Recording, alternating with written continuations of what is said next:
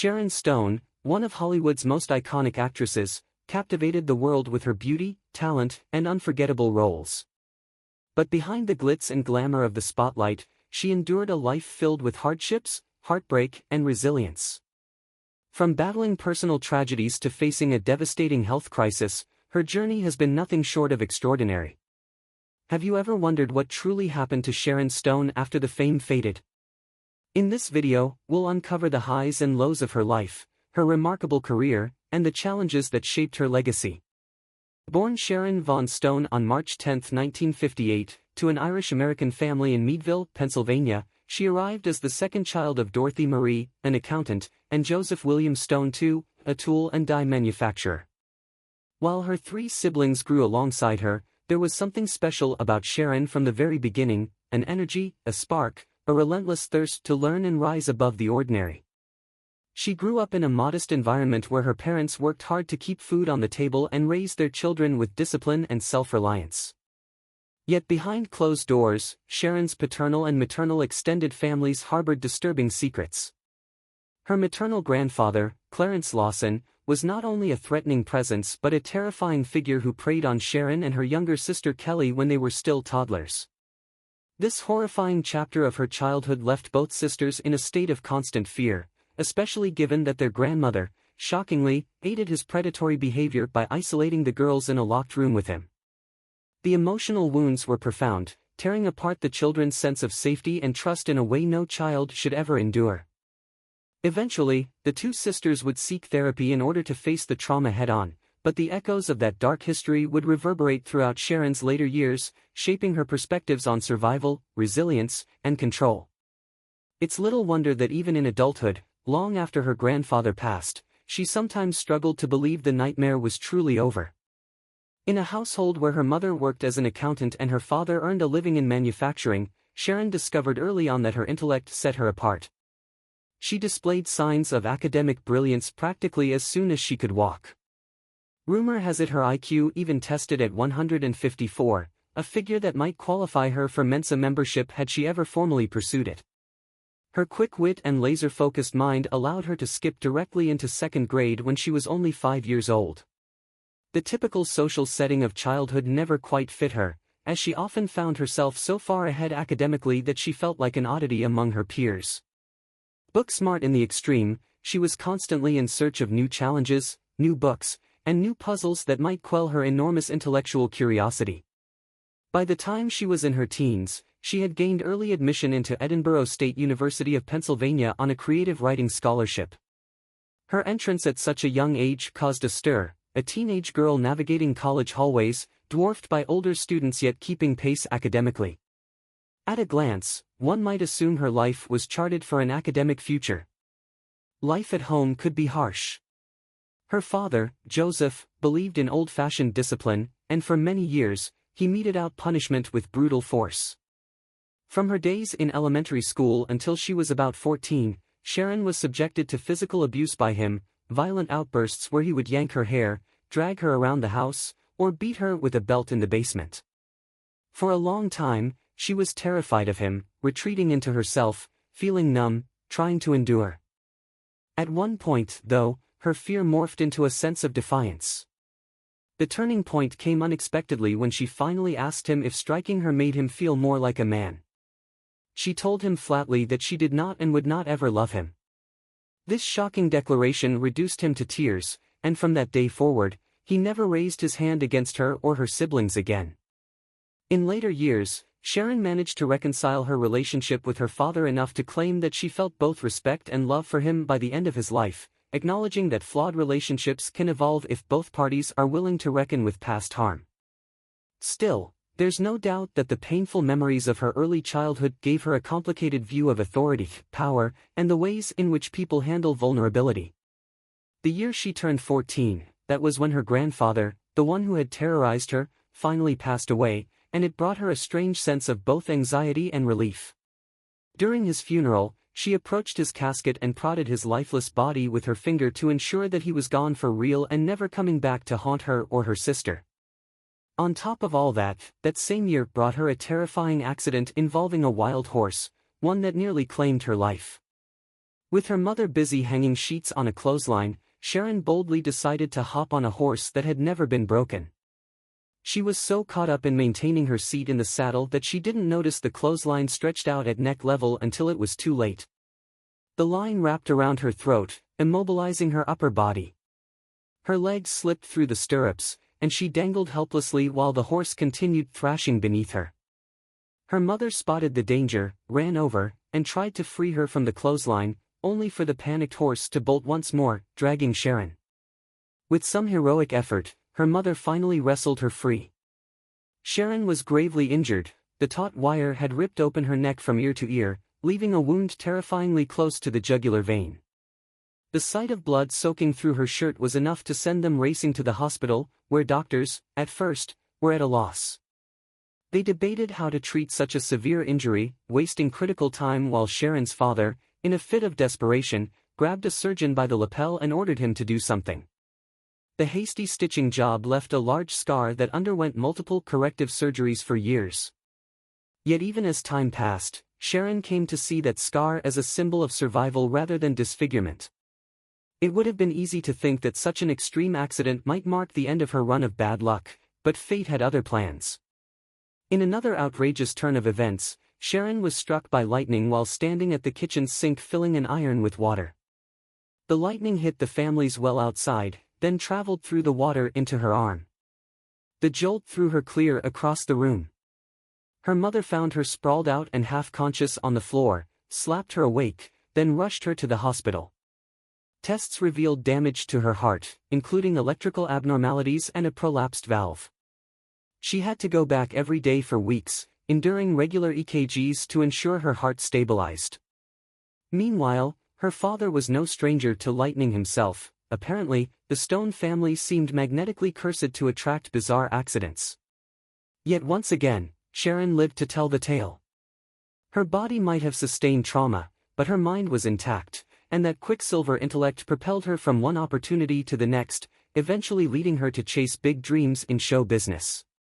By the time she was 15, she was juggling both high school and an early enrollment in college courses, thanks to that creative writing scholarship. She might have pursued a more conventional career path had it not been for an unexpected event, a casual bet involving a local beauty pageant. On a whim, with $50 on the line, Sharon entered a competition and ended up winning the title of Miss Crawford County. Her victory ushered her into the Miss Pennsylvania pageant the following year. Though she didn't win that second crown, her self-confidence soared, and one of the judges encouraged her to drop out of school altogether to try modeling in New York. This advice clashed sharply with what her professors wanted for her, but Sharon was too intrigued by the notion of a bigger, bolder destiny to ignore it. She signed with the Ford modeling agency in 1977, first working in New York and then moving to Milan and Paris.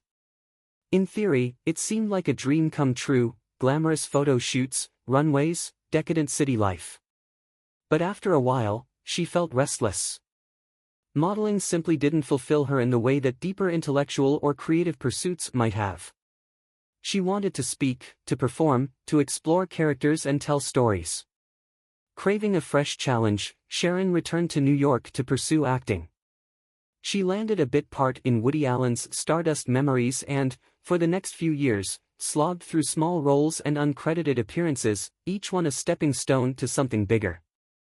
Eventually, she scored a leading role in a 1984 television movie, The Vegas Strip War. Beyond its potential for career advancement, it also became the setting for an unexpected love affair with the film's producer, Michael Greenberg. Caught up in a whirlwind romance, they married that very year, 1984. Yet the marriage fizzled within 3 years, and by 1990, the couple had officially divorced. The heartbreak was real, but her determination to succeed in Hollywood was stronger. Sharon's roles started to get bigger and more frequent. Yet there was a persistent roadblock: she wasn't considered sexy enough for top-billed roles in an industry that often prized a specific brand of sultriness over raw talent. Even her acting teacher advised her to embrace her seductive side if she wanted to climb the ladder. That moment of clarity arrived when a script for a provocatively charged film started circulating, but no one seemed willing to consider Sharon for it. Growing desperate, her manager hatched a scheme. He snuck into the casting director's office and stole the script just so Sharon could read it. To her surprise, it was being directed by Paul Verhoeven, someone with whom she would soon forge a decisive collaboration. She first worked with Verhoeven on the 1990 sci-fi action blockbuster Total Recall, starring Arnold Schwarzenegger. Portraying a seemingly loving wife with a dangerous secret, Sharon found herself front and center in a film that earned more than $260 million worldwide, vaulting her into a new tier of fame. Seizing the momentum, she also posed nude for Playboy in a strategic career move intended to prove she could embody a powerful, sexual persona on film. It worked in the sense that her confidence radiated off the magazine's pages, catching Hollywood's attention. But there was one particular role she had her eye on, a role nobody wanted to give her. For nearly 8 months, her manager begged Verhoeven to let her audition for this sultry, controversial project. The real holdup turned out to be Michael Douglas, already attached as the male lead, who balked at reading with her. A dozen other actresses had turned the part down, so eventually, the production decided to test Sharon. That film was Basic Instinct.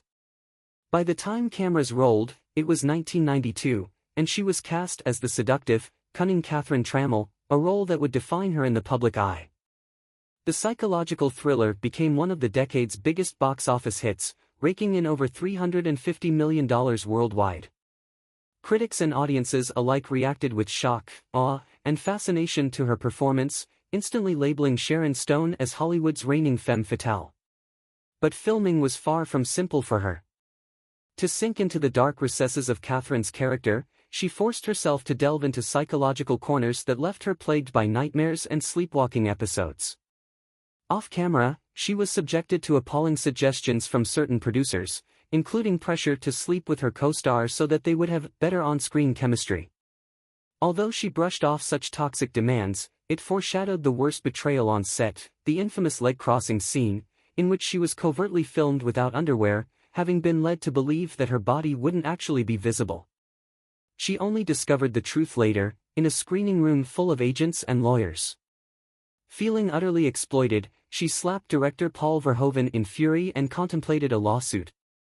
However, in the end, she allowed the scene to remain, concluding that, as manipulative as the deception was, it served the film and the character's intentions perfectly. The seismic impact of Basic Instinct blurred the line between Sharon's real personality and the villainous mystique of Catherine Trammell. Many people conflated the actress with her character, forgetting the line between portrayal and reality. And her next film, Sliver, did little to tame those perceptions. In 1993, she took the lead in this erotic thriller produced by William J. MacDonald, a married man.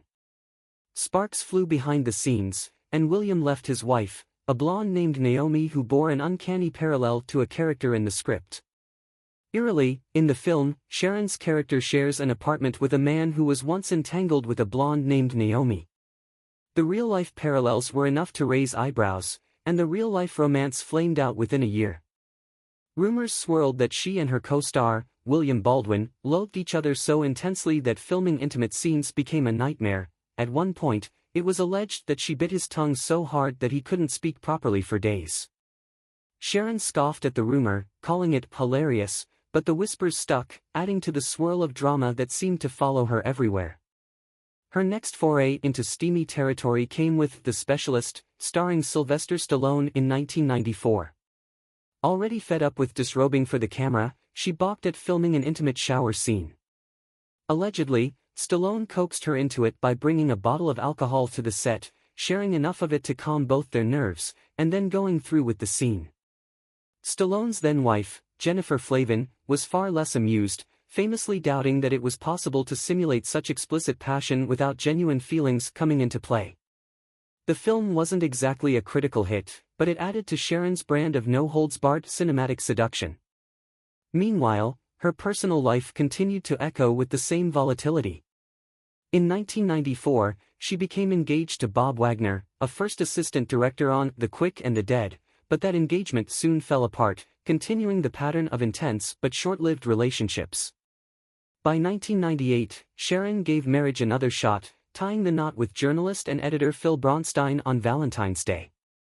It was, at first, a glamorous union, uniting a Hollywood star and a respected newsman.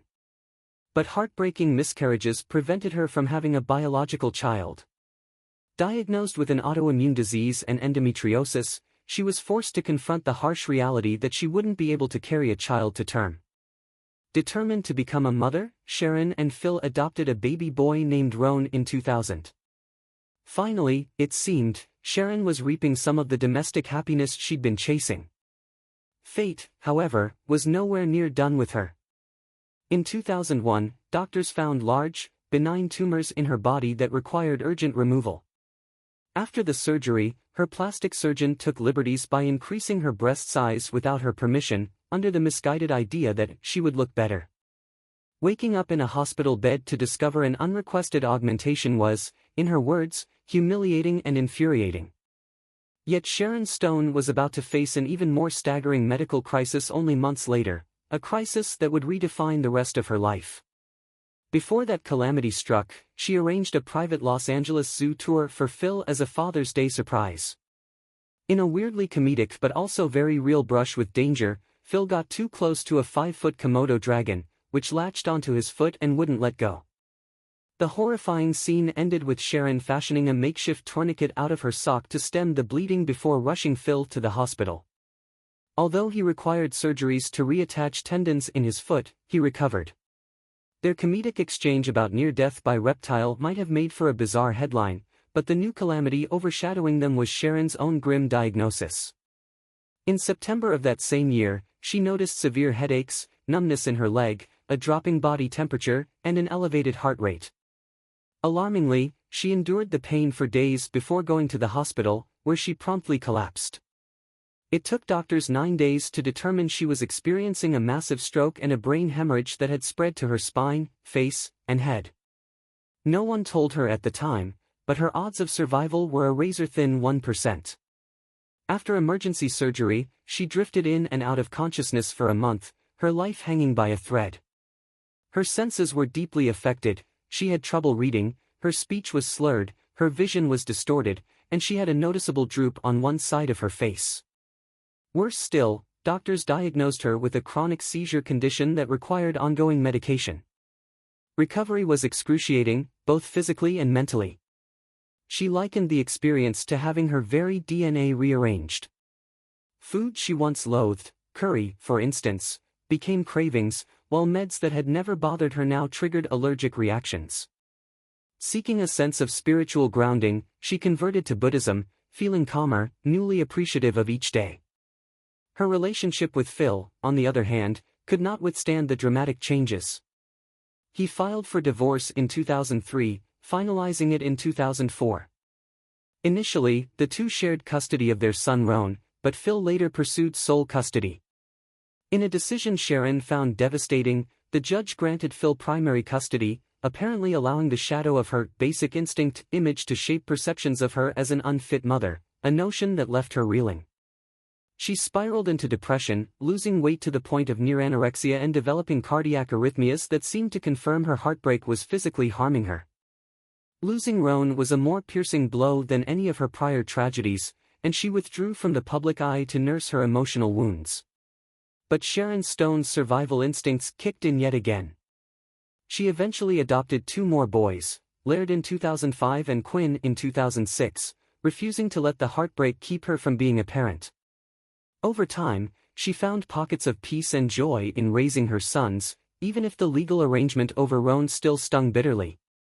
Her absence from Hollywood, however, lasted long enough that when she tried to stage a comeback, she discovered the film industry had effectively reset her place in line. No longer a bankable headliner by default, she struggled to land the roles she once commanded.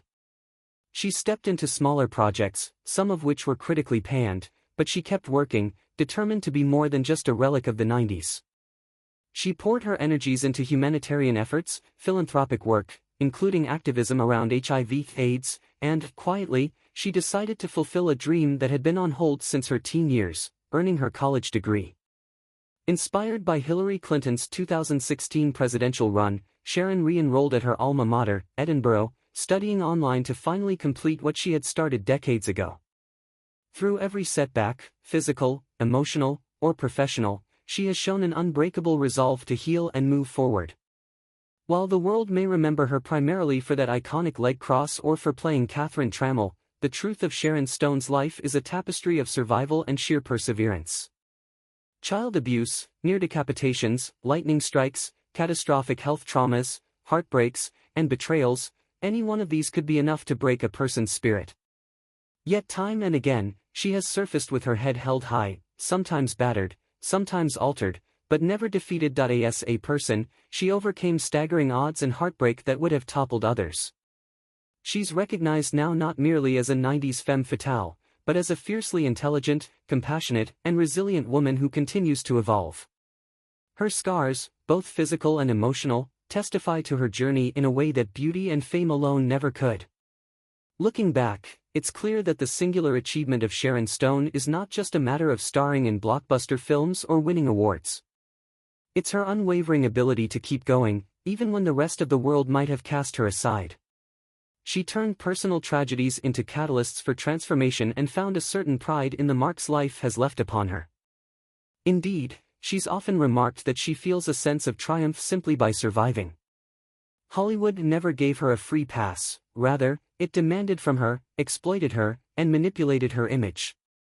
At times, her fans conflated her real identity with the licentious characters she portrayed, but she repeatedly showed that who she is off-screen stands in stark contrast to the illusions of the camera. Her experiences, from childhood nightmares to near-fatal accidents, have forged in her a steely core of resolve. One can see it in the direct way she speaks about the hardest chapters of her life, no longer shrouded in shame but offered as evidence of her endurance. Whether she's publicly condemning those who misled her in her career or discussing the complexities of her faith after her brush with death, she has never hesitated to lay bare the unvarnished truth of who she is and what she's been through. Perhaps most poignantly, her devotion to motherhood, after so many miscarriages and a bitter custody battle, reflects the nurturing side that so rarely made headlines. Each child she has brought into her life is a reminder of her determination to create a loving home, a place far removed from the brutal environment that shaped her own formative years. Although she lost custody of Roan, she never stopped fighting for him emotionally, and her later adoptions, Laird and Quinn, filled her home with the laughter, chaos, and hope that she had always longed for. In the wake of her stroke, Sharon found new perspectives on existence itself. She spoke about discovering how ephemeral life can be, how a single medical misstep could have ended everything. She has shared that she felt the stroke changed her at a cellular level, tastes, allergies, personality traits, all in flux as if her body and mind were recalibrating. Some might find such changes frightening or disorienting, but in Sharon's case, it became a gateway to deeper empathy and a more profound sense of purpose. No longer purely obsessed with the next big film role, she became more committed to philanthropic causes and personal wellness, even taking up new religious practices to ground herself. During her reintroduction to the entertainment world, Hollywood's often ageist and unforgiving nature seemed determined to sideline her. Yet she found her own ways to keep her star burning, whether through cameo roles, new collaborations, or ventures into television. People who knew her described her as warm, funny, and incredibly astute, far from the brazen, cold-hearted vixen that many equated with Catherine Trammell. In interviews, she occasionally jokes about the mismatch between her public persona and her real daily life. On a normal day, she's just a mom juggling responsibilities, signing permission slips, and worrying about dinner, not the seductress brandishing an ice pick. If anything, these anecdotes highlight how thoroughly she's managed to remain herself in a business that often encourages people to lose sight of who they truly are. Her grit and willingness to tackle personal demons have also laid the groundwork for her activism in causes related to abuse, healthcare, and justice. She knows firsthand how difficult it can be to step forward and speak truths about violence, especially when it happens in a family environment. She's donated not just money, but also time and attention to nonprofits dealing with childhood trauma, domestic abuse, and medical awareness, using her celebrity platform to shine a spotlight on critical issues that remain taboo or misunderstood. Her reconciliation with her father in his later years adds a poignant coda to the story of the frightened girl who once confronted him in the basement. Though many might condemn him outright for his brutality, Sharon chose a more nuanced path, moving toward an understanding that people can change, and that forgiveness doesn't have to be weakness, it can be liberation. The same pattern plays out in her attitude toward the film industry. Though she was manipulated and, at times, humiliated, she still expresses gratitude for the opportunities it gave her, acknowledging that she wouldn't have the life she has now if she hadn't persisted in that environment. Despite the heartbreak of losing custody of Roan, she refused to stand still. She recognized that love is not a finite resource. She could open her home to more children. And so she did, adopting Laird and Quinn, forging her own version of motherhood that was no less genuine for lacking a blood connection. If anything, her fierce protectiveness stems from the knowledge that children are vulnerable in a way she once was. She made a conscious decision to become the kind of adult she wished she had had, supportive, caring, brave enough to face life's hazards yet tender enough to offer genuine comfort. Upon reflection, the number of times Sharon Stone nearly died is astonishing. A rope around her neck almost severed her jugular. A lightning strike ravaged her heart's electrical system. A stroke and ensuing brain hemorrhage left her teetering at death's door for 9 days. Each time, she returned from the brink, forging a new kind of self every step of the way. Perhaps that's why she wears her scars with a certain pride.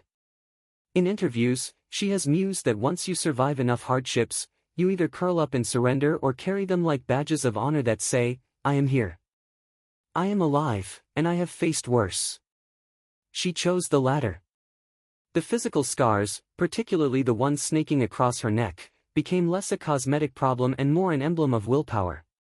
By the time she decided to finish her college education, Sharon was essentially turning a page on a story that had begun decades earlier when she was just a brainy 15-year-old. Stepping back into her studies was about more than a certificate, it was a reaffirmation of her identity as a thinker. She was, in many respects, returning to the path she had left behind for the dazzle of modeling and film stardom, proving to herself that it's never too late to revisit old ambitions. Earning that degree in her late 50s or early 60s might seem extraordinary, but for Sharon Stone, it was simply one more chapter in a life that has never been predictable. Some observers remain fixated on her image as that 90s bombshell in silky white, crossing her legs in a moment of cinematic history that the culture still references. But the deeper truth is that her life transcends the screen roles that made her famous.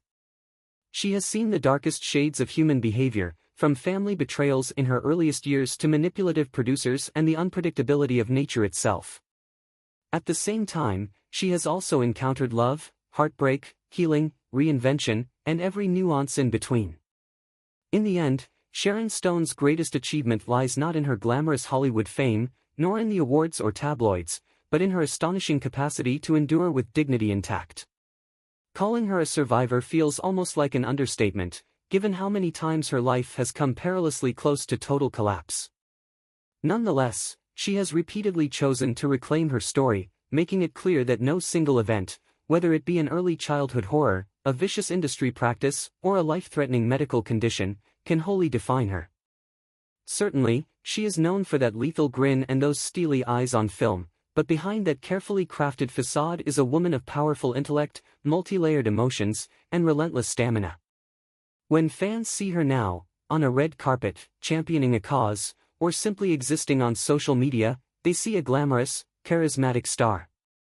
But lurking behind the glamour is the indelible history of a woman who overcame abuse at the hands of her own relatives, stared down lightning bolts and torn flesh, endured an unimaginable stroke, and fought a legal system for the right to raise her child. At times, the adversity was so crushing that she felt her heart might literally give out. Yet each time, she re-emerged, forging a new sense of purpose. Despite being relegated to the back of the line in Hollywood, she never stopped. And if the line wouldn't move forward, she decided she would pursue other avenues, reminding everyone that her worth was never just about playing a femme fatale. She was, and continues to be, an intelligent woman eager to learn, to grow, to participate in the world on her own terms. In a culture that often discards women as they age, particularly in show business, her tenacity stands out. She refuses to be cast aside, instead evolving gracefully, shifting from leading lady to activist, mother, student, or whatever role life calls for next. Those who reduce her to a caricature of her most famous role fail to appreciate how that single performance was merely the tip of the iceberg. Beneath it was a lifetime's worth of experiences that shaped that performance into something real and raw, so powerful it remains embedded in pop culture lore. She has spoken openly about acceptance, of her body, her scars, her shifting interests, and even the constant reinvention of her personal style. More than once, she has said that after all her close calls, each day is a gift. This sense of gratitude resonates in the way she talks about her sons, how she unceasingly tries to be the best possible mother in the time she has. And even with the heartbreak of losing custody of Roan, she rarely speaks ill of her ex-husband or the court system. She acknowledges the decisions that were made and continues onward, quietly building a family that, while unconventional, overflows with love and belonging. In the grand scheme of Hollywood icons, Sharon Stone's name is guaranteed to endure. Her contributions to film, those gritty, fearless portrayals of magnetic women, left a mark that younger actresses still look up to. Off-screen, she stands as a stark reminder that real power and influence can come from life's most harrowing trials. She has harnessed personal pain into empathy for others, using her star power to amplify voices that are too often silenced. Far from being purely a cautionary tale, she illustrates that suffering can transform a person in unexpected ways, sometimes activating the greatest reserves of compassion and resilience. Her life trajectory, from a small-town Pennsylvania upbringing full of danger and cruelty, to front-page stardom, to the quiet steps of a hospital corridor, reflects the full scope of human experience. There is glamour, yes, and there is heartbreak, absolutely. There is also a steady pursuit of knowledge and self-discovery. Indeed, the unstoppable force of her desire to learn, to question, and to excel academically helps distinguish her from the usual Hollywood stereotypes. She turned down the comfortable lie that beauty alone could sustain her, insisting on feeding her mind even when the world was more focused on her body. Sharon Stone's life and career have been a testament to strength, perseverance, and reinvention. Though she faced immense struggles, from health crises to career setbacks, her impact on Hollywood remains undeniable. She redefined the role of women in cinema, left behind a legacy of unforgettable performances, and continues to inspire many with her resilience. What do you think of Sharon Stone's journey? Let us know in the comments below, and don't forget to like and subscribe for more deep dives into the lives of Hollywood's biggest stars. Thanks for watching, and we'll see you in the next video.